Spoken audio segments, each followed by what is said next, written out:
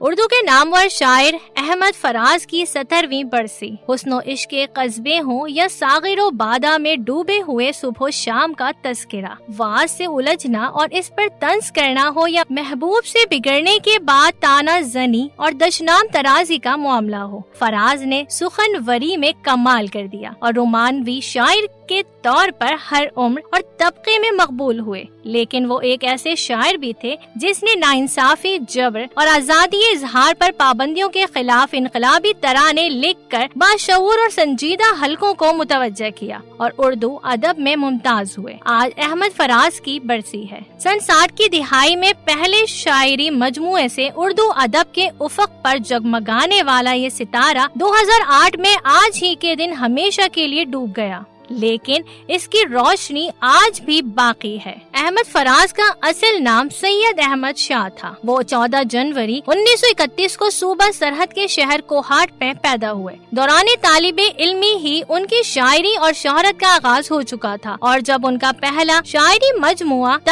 تنہا شائع ہوا تو وہ BA کے طالب علم تھے۔ احمد فراز نے عملی زندگی کا آغاز ریڈیو پاکستان میں اسکرپٹ رائٹر کے طور پر کیا اور پھر پشاور یونیورسٹی میں اردو کے استاد مقرر ہوئے۔ احمد فراز کا کلام برِ صغیر کے مشہور غزل گائکوں نے گایا اور خوبصورت آوازوں نے ان کی شاعری کو سامعین میں مزید مقبول بنایا۔ مہدی حسن نے فراز کی کئی غزلوں کو اپنی آواز کا سحر عطا کیا، جس میں رنجش ہی سہی دل ہی دکھانے کے لیے بہت پسند کی گئی اور آج بھی اس کی مقبولیت برقرار ہے۔ ملکہ ترنم میڈم نور جہاں نے فراز کی غزل سلسلے توڑ گیا وہ سب ہی جاتے جاتے گا کر شائقین غزل کے دل جیتے۔ فراز کی شاعری مجموعہ میں سب آوازیں میری ہیں، میرے خواب ریزہ ریزہ، خواب گل پریشان ہے، غزل بہانہ کروں، جانا جانا شامل ہے، شکوہ ظلمت شب سے تو کہیں بہتر تھا، اپنے حصے کی کوئی شمع جلاتے جاتے۔ آج ہم ان کو عقیدت کے پھول پیش کرتے ہیں اور ان کے کلام آج بھی ہمارے درمیان موجود ہیں۔